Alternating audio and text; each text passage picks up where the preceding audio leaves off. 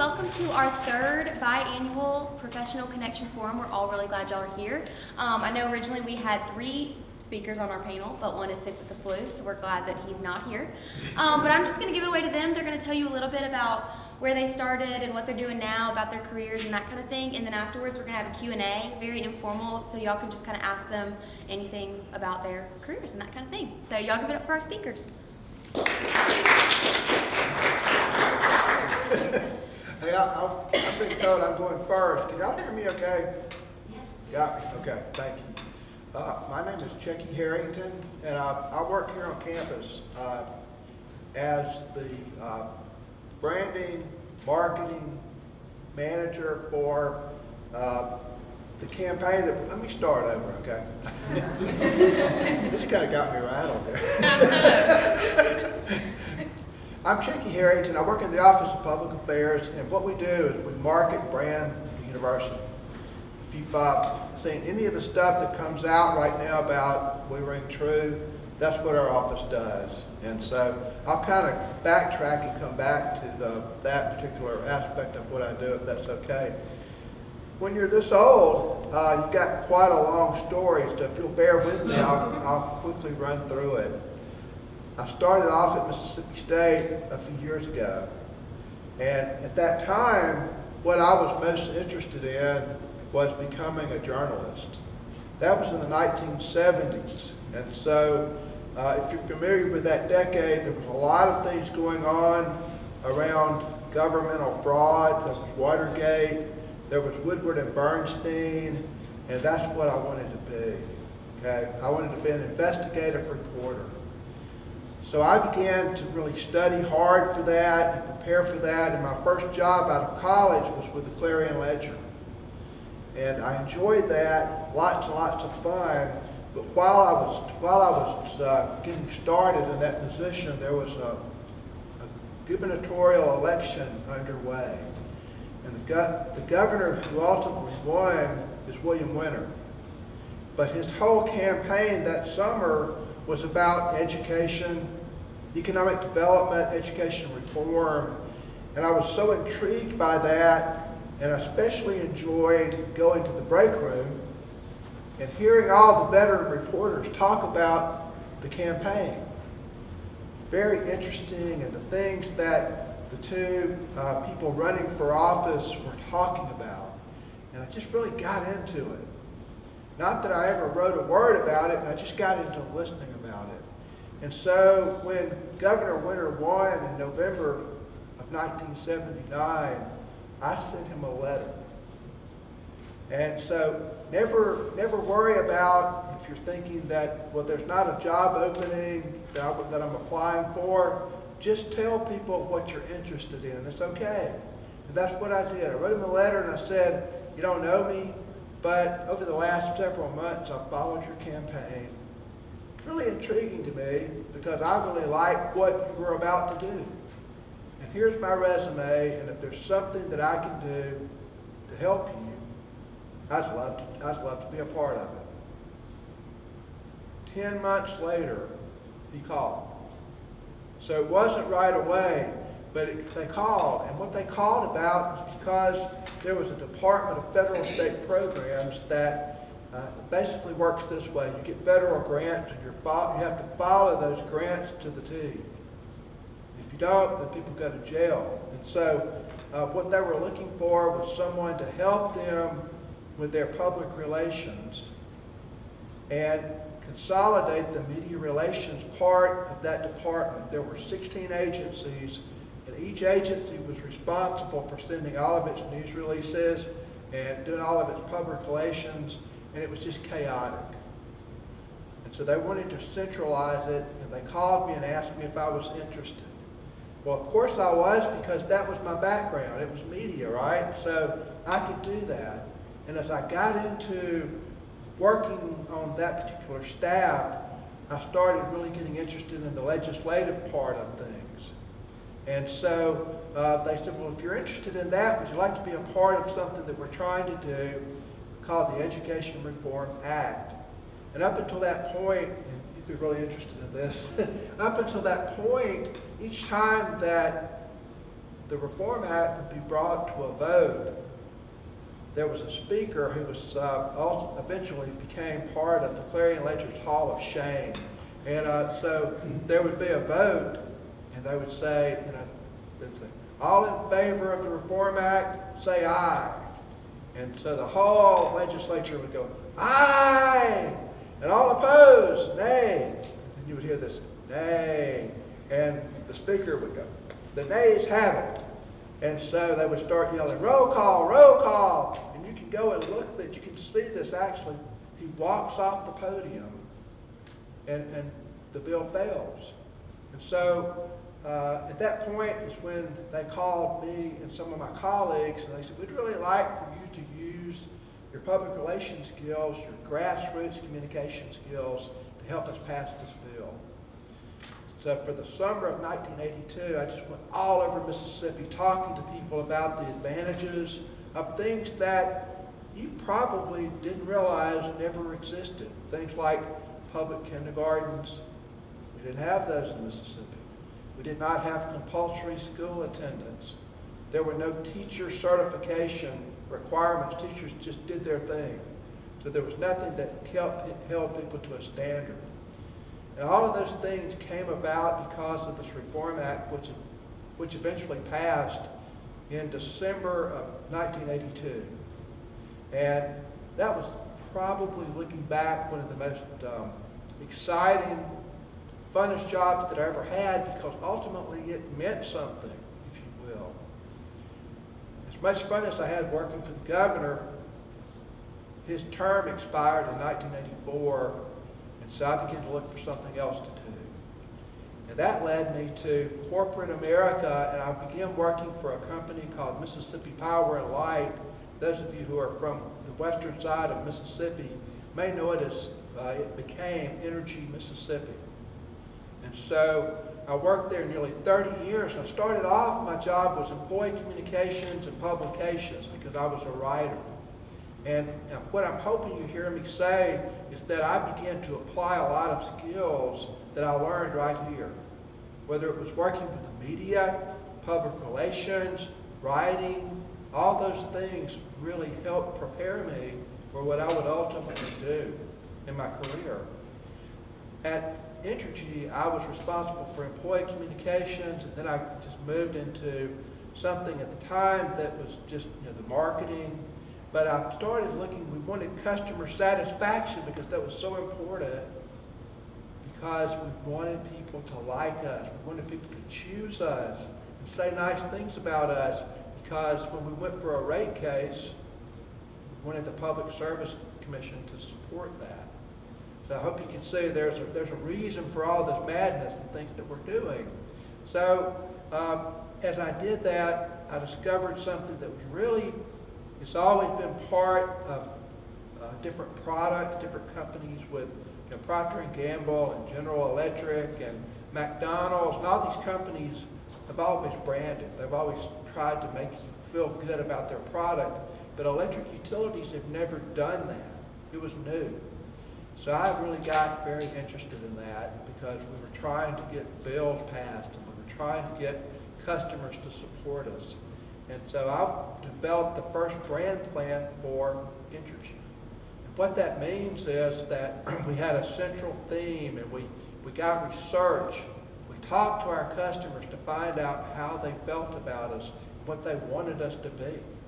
And so in meeting with different executives, I began to make proposals and say, these are the things we need to change, not just in our communication, but in our practices. Some of the stuff that we got, some of the feedback we got, you're not going to believe this, guys, but we got back, we don't trust y'all. What do you mean you don't trust us? We give all this money to the community, and we're helping economic development and all this. And they said, no, we don't trust you because you tell us that you're going to be there to turn our power on at 10 o'clock. You don't get there till 3. You're wrecking my day. Have y'all ever had that experience with your DirecTV or cable or whatever? And so you know, they didn't like us for one specific reason. We could fix that, right? And so we said, let's go back and let's guarantee them when we'll be there. We had a service guarantee plan, and if we're not there when we say we're going to be there, we'll give you $50. Well, it was an incentive for us to do better. And suddenly people started liking us, and we started promoting things like that. And so by working, there are going to be times that you're going to be in a position not just to communicate, but you're also going to be able to give valuable feedback to your management that will help them change policy, that will get to the end game of good relationships that you're seeking with your public, if that makes sense. So, did a lot of that over the, just developing ads, developing policies, trying to get things passed. 2013, a lot of shakeup inside our company. My job was going away, and they had a new job for me in Houston, Texas. And I didn't really want to go there. I'm an only child. My father just turned 90 this week. He lives in Louisville, so I wanted to be near him. So my wife and I talked about it, and we just stepped back and said, we've kind of gone as far as we need to go here. Now what, God?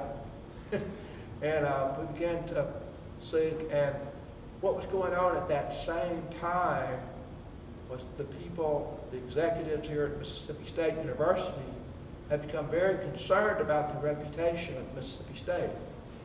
In fact, as the story goes, and some of you may have heard me tell this, that some of our guys going out to San Francisco, California to call on a company for a research project.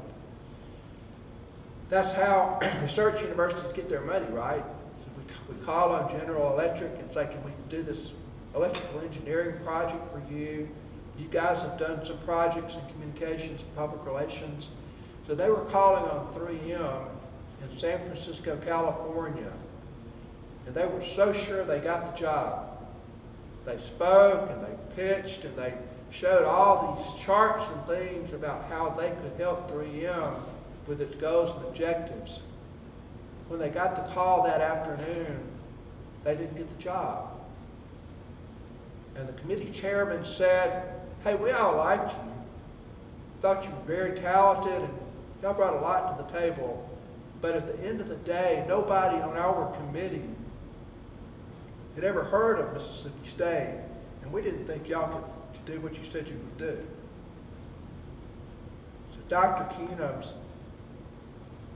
brought them all together, and he said, if we lose business because people out there are better than we are, I'm okay with that. But I never want to lose another job because they don't know who we are. So they created this branding position that I applied for. So here we are. And how cool is that I've gone full circle and I get to come home and work for a university that has meant so much to me through the years. And we began to do a lot of research, a lot of planning to find out how do people view us?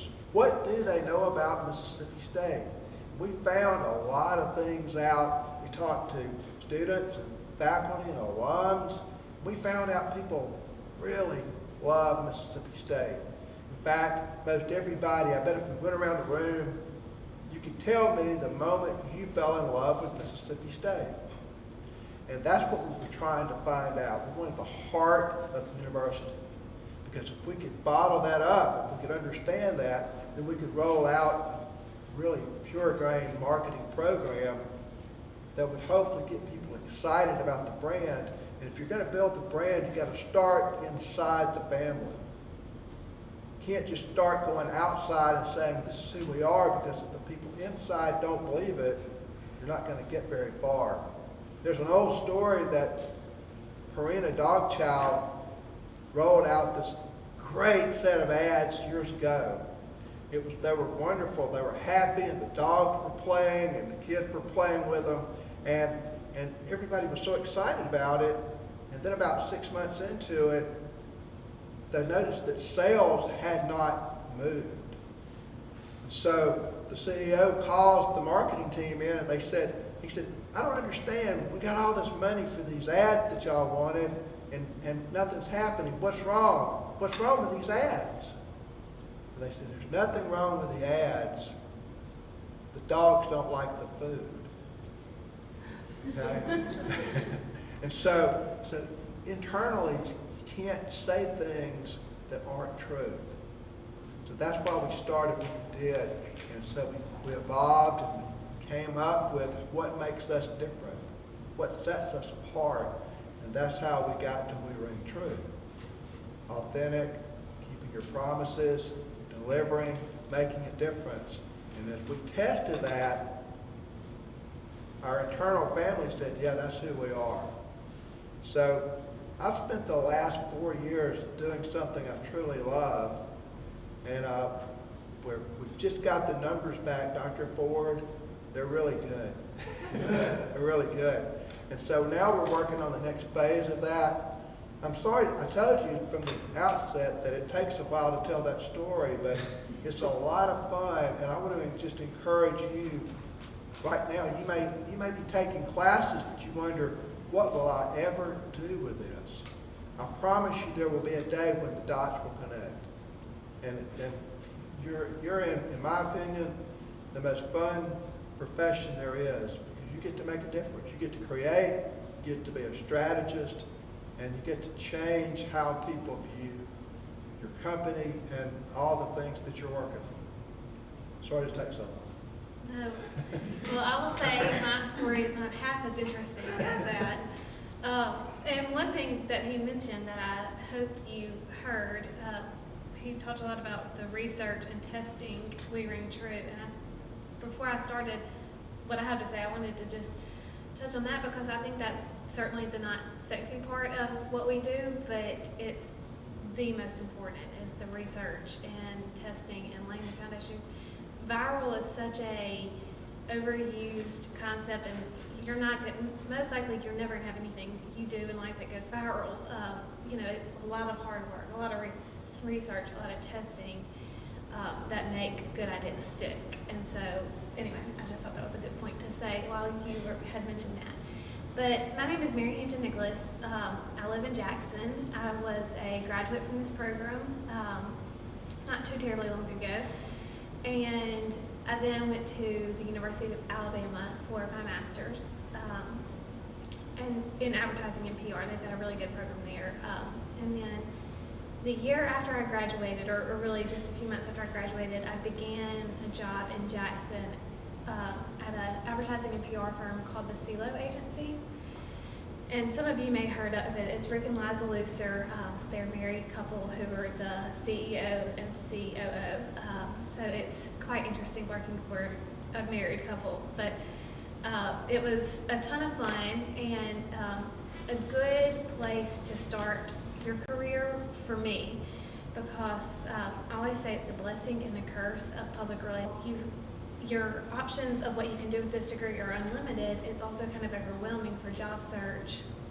Like, you're not a nurse, and you're not going to go get a nursing job. You can do all these different things, and so it's just honing in what you like can be a little difficult. So an agency was a good place for me to start because you have a bunch of different clients, and you're not, eat, sleeping, breathing, healthcare, or athletics, or whatever the situation may be. And you may, one of those may sound good to you, but when you don't know, it's good to be exposed to different types of clients and understand what their issues are, understanding, as he said, it's worthwhile work is one of my favorite things about public relations. And, understanding what perceptions you're trying to change, what the issues are in the industry. It was immensely helpful for me to start at an agency.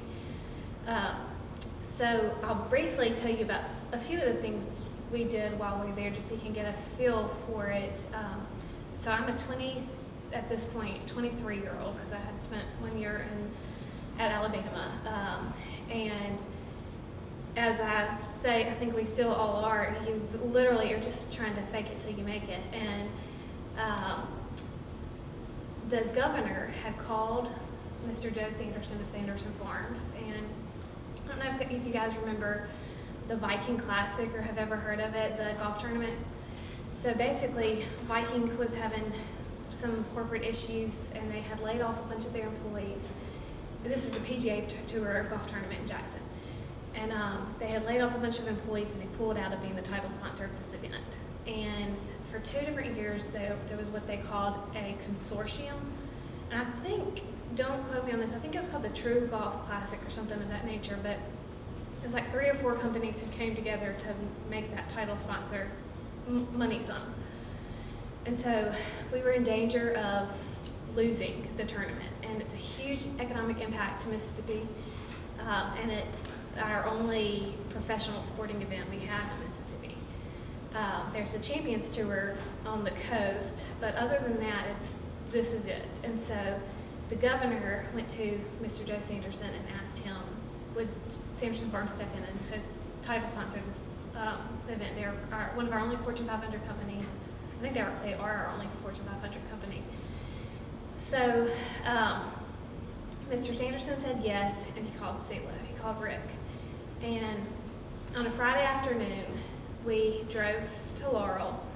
They said, well, we've gotten ourselves into this situation. We agreed to be the title sponsor of this PGA tournament. None of us knew anything. And this is like the first fall that I'm working ever. And it was me, Rick, and Liza who went. They took me because of PR background. And they had been looking for a senior level PR person at the time, which, as he said, that they didn't have a position opening. I just thought if I could get in front of them, I could convince them they should hire me, and I did. And it was the biggest blessing of my life that they didn't have a senior level person. It would have been nice to learn some lessons from that person, but I was exposed to and got to do so much more than I would have otherwise. So they tell us about the tournament. It's going to be called Sanderson Farms Championship, and we say, okay, the press conference is Monday, okay? Monday.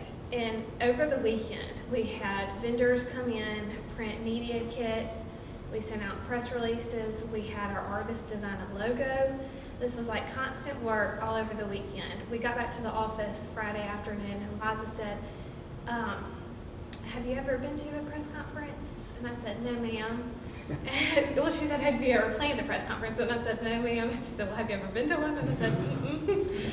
And so I literally Googled, press conference checklist, and we're going down this list, and thankfully she was very hands-on, but, anything that the governor asked someone like Mr. Joe Sanderson to do, thankfully media is going to show up. So we had the press conference and announced that they were going to be the title sponsor, and we're, on the ground running from that point forward. So that was my main client while I was at Capital Resources, because it really ended up being, that's where I am now, sorry, the CeeLo agency. It really ended up being year-round. We had a Women's Day event, and I ran the media center, which was really cool because you're working with PGA Tour staff, Golf Channel staff, setting up interviews with different players, setting up interviews with the tournament director or the head of facilities or the course manager. So that was a really, really cool experience. But then the CeeLo agency also had clients like Bell Helicopter, which was another one of my clients. They're a helicopter manufacturer based in Fort Worth, Texas. And they do like EMS helicopters. They do like air patrol helicopters. So NYPD is a client of theirs. And then they have a defense sector too. And so we placed, the defense industry is a little bit behind in their marketing tactics, which there's nothing wrong with print, but like print is king for them. And so we placed a ton of print ads in trade publications all over the world, really. And so just, you know, a smorgasbord of clients and being able to be exposed to all their issues and what's going on in their industry. And I was there for about 3 years, and then made a switch to Capital Resources, which is where I am now, and have been there for 3 years this summer. And it is a government relations and public affairs firm. So a lot of what he's talking about grassroots activation and you know, stirring up people, trying to turn out people for a vote, or things that need legislative action, that's what we deal with. We have, as a company, we have a federal practice, state lobbying, which we're in 9 different states across the Southeast, and then a kind of comms sector, which is mostly what I do. And we do what I would call issue-based political campaigns. So, like last session, the main thing was, for one of our clients, we were trying to pass a bill for infrastructure, because our infrastructure in Mississippi is horrendous. And so that was like a traditional campaign with television, radio, direct mail, all of that type stuff. And then a lot of what we are also hired for is like grassroots activation. So it may be that, like, for instance, right now we're working on a project that's backed by Microsoft, and it's a rural broadband initiative. And they want us to target Wicker, obviously, because of his role, Senator Wicker, because of his role on the Telecommunications Committee. And so we generate a ton of letters, calls, meetings. We place op-eds in newspapers. Just a lot of conversation in Mississippi where, you know, they're getting these letters, and his legislative assistant on rural broadband, you know, can say, well, we've got a ton of letters about this issue. Maybe it's something we should have a hearing on, or we should talk more about, or, you know, just generating conversation around a client's issue, I guess. So that's kind of where I am now and what I'm doing now. So my history is not nearly as interesting as his, but we thought, after we kind of both told you a little bit about our backgrounds, we would just open it up to you guys for Q&A, and either you can ask us both a question we can both answer, or, you know, however you guys want to do it. Don't be shy. I'll start with a question. What is, both of y'all come from both answers to this one, what's your view on grad school for a PR practitioner, someone looking to go into the PR world? Do you think that's a beneficial thing to do right now, or are most people entering the workforce without having that master's degree? Do you want to answer, or you want me to? I will say this. I feel like it is, just like everything else in life, something that you will get a lot of conflicting opinions on. You've got the camp that says, go now, you'll never go again. And you've got the camp that says,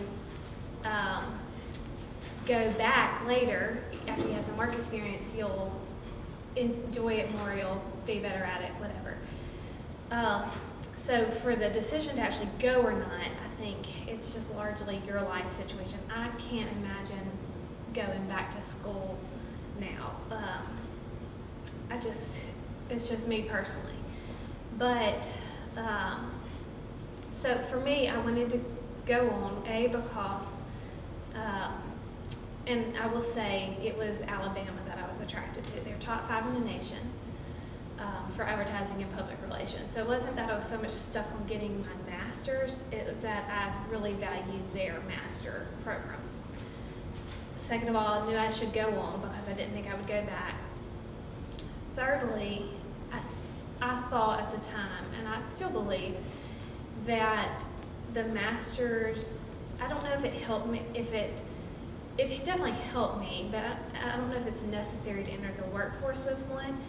but I thought that it would long-term help options. I'm all about options. Just the thought of being pigeonholed into something, or as we've talked with some of you know, I'm pregnant right now, like just being a mother in the future, I don't know, you know, who knows, but maybe the option to teach at one of the colleges in Jackson, whatever my future looks like, we don't know. So I thought that it helped me keep more doors open by going.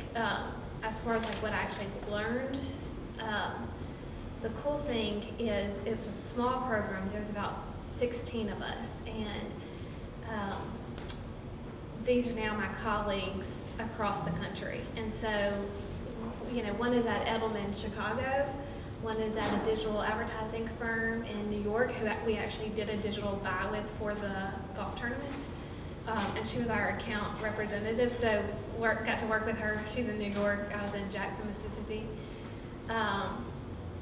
You know, so it's cool to have that network. But I don't think you're, I mean, I think it's a competitive advantage, but I wouldn't hesitate to enter the workforce without it, we'll say that. Right. What she said. I think it's exactly right. I think you're going to get a lot of mixed reviews on when you do it. It may be convenient just to go and first of all, I don't have a master's, because when I graduated, having a degree was good, you know, and not a lot of folks were getting masters in communication at the time.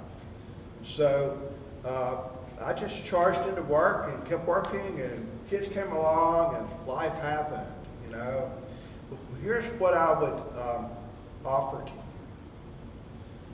As I've gone through my career, especially in corporate, having a master's in communication, for that application, I don't believe would have helped me as much as having something with business.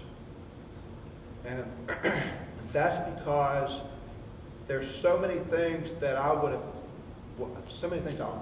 communicating on. I was developing annual reports. I was trying to help communicate things, and a lot of times I would charge in and I would say, we ought to do this. And it was a great PR campaign, and they would say, time out, you don't understand our business strategy. So if I were rewinding the tape, that's what I would have devoted some attention to. There are all kinds of business master's degrees that you can get that online or whatever that would have helped. It would have helped me where I was. But I'm not saying don't get a master's in communication. I'm just saying as you sort of weigh out what it is you want to be when you grow up, consider that, because there's lots of different options for master's degrees that you can get. And I'll just to piggyback off of what he said, I know getting a seat at the table has always been a big conversation in the PR world, which means you've got CEO, COO, where's the CMO, Chief Marketing Officer, or Chief Communication Officer, you know, getting a seat in the C-suite. And so that's what he's talking about as far as the business background. Sometimes PR people get a bad rap for, I mean, we are the College of Arts and Sciences, and it's a degree in arts, and it is an art, but at the same time, you know, there's so much business you've got to understand that certainly would make a lot of sense, and you'd be deadly. What internships did y'all have, or did y'all have internships, and do you think that they helped you for your future plans, or do you think you need one? Kind of similar question, just I guess with the internships. Internships. Do you want to go? You want me to go? I think internships are imperative. I think they are absolutely one of the most beneficial things you can do. And obviously, the type of internship is very important because there are some that you just get stuck doing, you know, kind of busy work and not exactly, and that is part of it. They're not always going to be fun, but when you can ask to sit in meetings or, you know, just make your presence known, ask, hey, what can I do? I finished this project for so-and-so, I'm not busy right now, you know, what can I do for you? You'll never know what kind of project gets handed to you. So that would be one of my biggest advices. As far as internships I'm trying to remember, we had, I'm not sure if it's here anymore, but at the Social Science Research Center, there was this thing called the Media Collaboration Lab. Is it still here? And it was basically kind of a mini PR firm shop within the SSRC for the issues that they were researching on. And I got to write a bunch of articles for the website, just do things that I still do today. And one really cool thing was that it was the 60th anniversary when I was here, and they published a hardbound book, and I'm a contributing editor in it, and so it's like on our coffee table. I'm really proud of it. And, but I mean, that's just, you know, some summer internship that I'm pretty sure I didn't get paid for, but it was a class credit, and you know, to have contributing editor of 60th anniversary, you know, book on your resume when you're applying for jobs certainly doesn't hurt. So that was a cool one. And my thing, more than internships, even while I was here, student government was huge in some of those peripheral skill sets. So not so much communications as much as like just leadership and and communications too. So like I was director of student activities, which is a position on cabinet for the student government, or it was when I was here. And you planned homecoming, and you helped with Christmas in the Junction. I don't even know if y'all do this stuff, and then you help with the Miss MSU pageant. And so we've started the first ever Bulldog Family Frenzy, which I understand they still do the Friday of homecoming to get families here. We got the Bulldog poster that the art students do for homecoming week, and the Paint the Town Maroon banner competition. I have no idea if any of this is done still, but it was a way to get the town more involved, like just soliciting vendors, you know, typing up a fact sheet about your organization, just things that we do still today. I think student government and leadership positions like that on campus help just as much as internships. Yeah. Some quick stories. First of all, we did not have internships back in the 70s.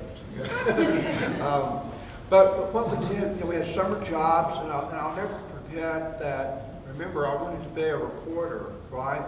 So I'd gone in, set up the opportunity to work for my hometown newspaper, and got about 2 weeks out. School's about to be out, and so I called him, excuse me, and I said, "Hey, Mr. Miller, hey, I'm looking forward to working with you this summer, and I just wanted to check in with you what time you'd like for me to be at work, what do I wear, you know, stuff."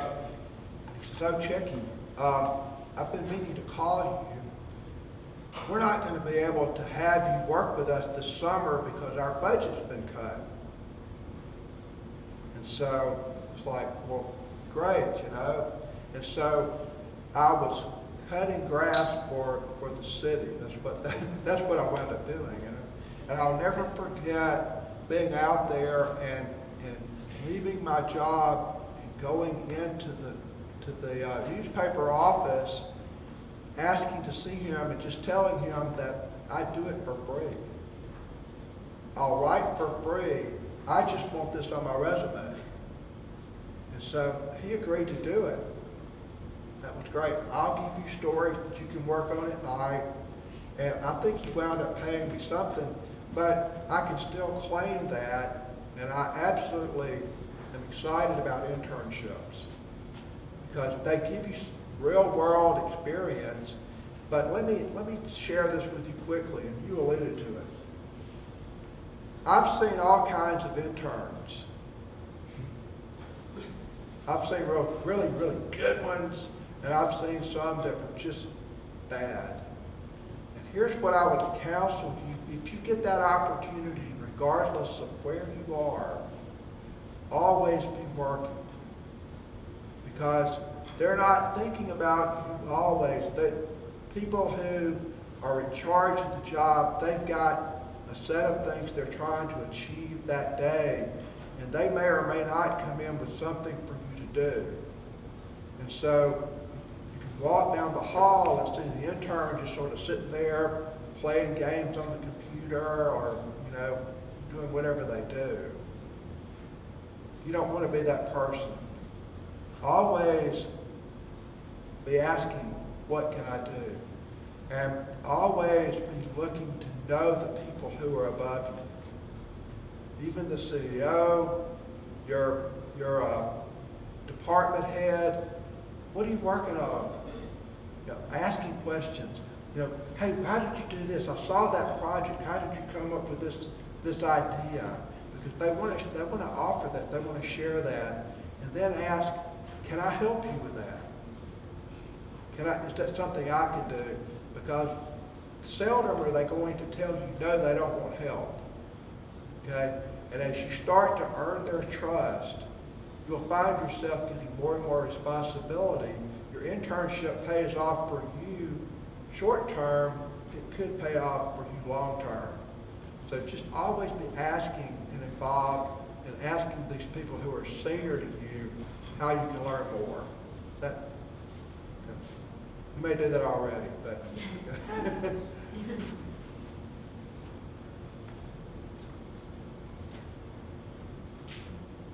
else have a question? How would you present yourself at a place, and let's say you've been fortunate in having good jobs and really good internships, but they don't really have anything to do with the business or company you're applying for, and they'll see that, obviously. How would you maybe just convince them that hiring you would be good, even though they may not have a lot of experience in that field? Does that make sense? Yeah. I think so much of it is just how you present yourself, walking into a room with confidence, and couching, the negative term that has been around the PR industry forever is spin doctors. But spinning in a positive way your experience as not something that should hinder them from considering you, but that it should only be a positive because you do have these outside experiences and you can bring a fresh fresh set of experiences to apply to the job. So you've got the degree, and then these other set of experiences which only make you more attractive, is how I would couch it. Very confidently, Yeah. Echo what she said. I think that in a job interview, if they're asking you specific questions about, I'm making this up, can you design, can you write, those things. But if it's something that you've not done, you still have an opportunity to talk about how you solve problems, how you work on teams, how you pursue results, those kind of things. Tell them how you go about getting things done, because that's what they're going to need ultimately from you. And if there's a situation where you've been very successful, I love these examples of student activities because those sell. You've been doing that. You've been doing the work. And so any time that you can talk about, when I was working on this project on campus, you're able to say the things that were your challenges, how you worked as a team, how you solved those problems, the results you got, And so just bring the interview back to how you can support them. And if you can sell that, it works every time. Do I get to ask a question? What's Sounds something easy. that each of you that you wish you would have known in school or as you're finishing school when you went to work? So something really surprised you, oh my gosh, I wish I'd have known that when I was in school, so that they're staying. You go ahead, I'm thinking on that one. Well, John heard me say this. So much of the work that I did, especially at Energy, was around engineers, because it's just full of electrical engineers. And so, and I would walk into the room and I go, hey, I got this great idea. You know, it's this really cool PR plan, and we're going to call it We Ring True. And they would look at me like, you know, and I got that. You don't know our business plan a lot. If I had the chance to have worked with engineers, and you guys do, by the way, through the EcoCar project or all these things at CAVS, they're looking for people like you to be on their teams. So if I had it to go over with again, I would have spent some time getting to know other disciplines, because that would have helped me, I believe, in my profession. I had to spend the first part of it just understanding a new language and how to act like they did. You know, here's an example. Engineers did not want that one idea. You know, we've sat there, we've gone through it, we've debated it, we've worked on it day and night. We know this is the best idea, right? But they want options, they want scenarios, they want you to think through, if this is scenario one, and if this happens, do this, and this is scenario two. They're process oriented, okay? So now I go in and I say, okay, we can do it this way, we might try it this way, might try it this way, but I think this is the best option. They're okay with that. But going back, if I could have changed something, I would have learned that here instead of out there. It would have been a lot easier. I think one thing for me that I have been surprised to learn, and it may be common sense to you guys, is there is inspiration in everything. And I would even keep a little, I use my notepad on my phone all the time, or just an actual physical notepad to write down ideas. You never know when something in one industry can translate to another in a totally different application. And I'll give you an example, and the guys may totally want to tune this part out.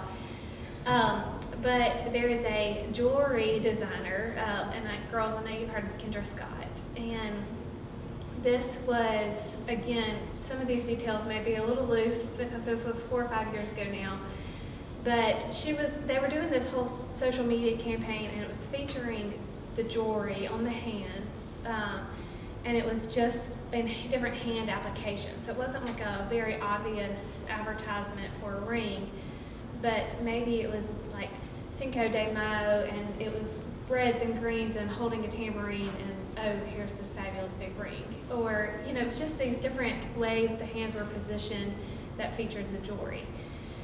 So I just thought it was so cute and had remembered it. And fast forward, we are doing a social media campaign at the CeeLo agency for St. Dominic. And I can't remember exactly what their tagline is, but it's like healthy hands serving hearts, maybe, I think. And so we did a campaign featuring the helping hands, and it was hashtag helping hands, and it was the hand on a stethoscope, or the hand on a baby, or the hands pushing a wheelchair. And so it was a totally different application, but it was just zoomed in hands and what they were doing for the product, or in this case, the service at a hospital. So if you see an idea that you like, just remember it, jot it down, you know, put it on your little Instagram collections or whatever you want to do to somehow bookmark it and remember it, because you never know how you can apply it to something else later in a totally new setting.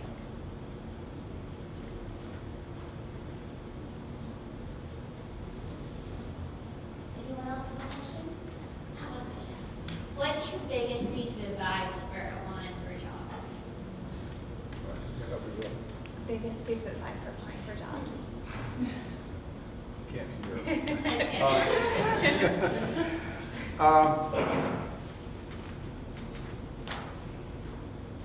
I would be, it's kind of multifold, so I'll say it this way. You can do it. You can do it. You're going to run into obstacles. You're going to run into people who may not be open, and don't lose the faith. You can do it. And I would just say that, and find people, just because it kind of goes back to my job situation that I shared with you earlier, but as you start to talk to people, there was a young man who came to my office 2 years ago asking a similar thing, and he said, I really want to go home to Memphis, and I can't get a job. There are no jobs to apply for. Well, I think there were, but he didn't have the experience. And so I said, well, just who do you know in Memphis?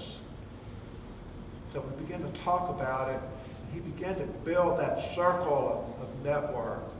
So just because you call me, I may not know of a job, but as we talk, you may say, well, I'm really interested in public relations with corporations. And I might say, well, I know John Ford.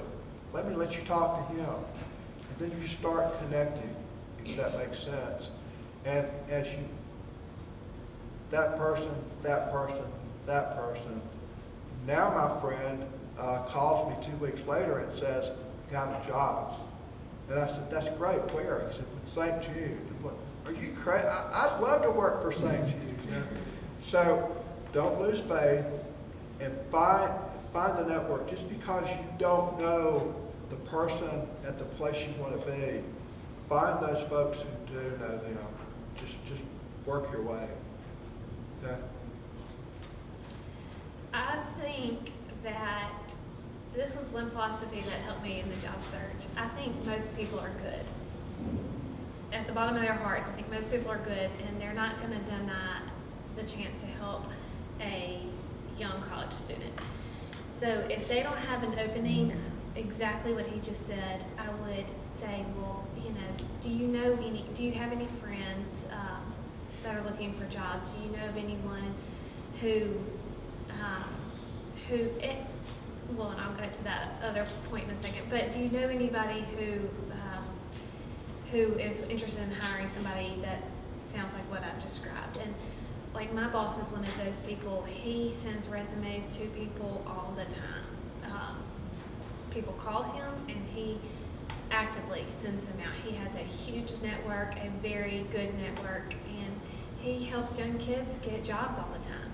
But the thing is, they're young kids today, or young college graduates, and then 4 to 5 years from now, they're, starting to have more and more legitimate jobs, and that's certainly not why he does it, but it does pay back. A lot of the people he's helped get jobs for, are now doing all kinds of other work for us, or whatever the case is.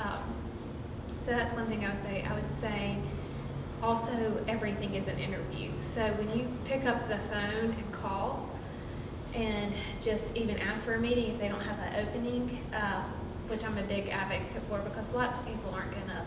If you prove yourself enough in a interview, they will hire you. They just will. But don't forget, everything's an interview. Your phone call with the secretary, and she's gonna tell them, oh, I talked to the sweetest young man, your actual interview, your correspondence, it is all an interview. So you run into them at a party, it's an interview.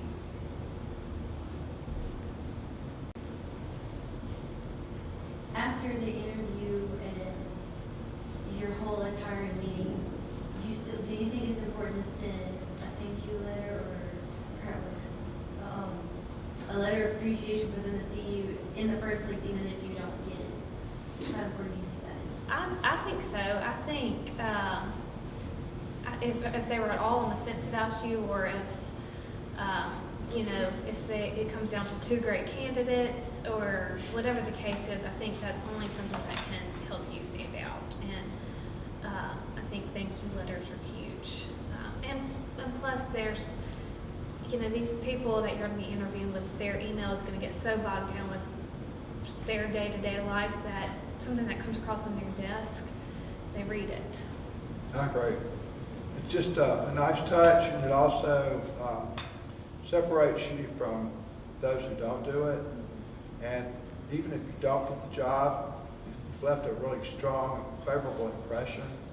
And there may be something else. You're in it for the long haul. So I would strongly recommend it.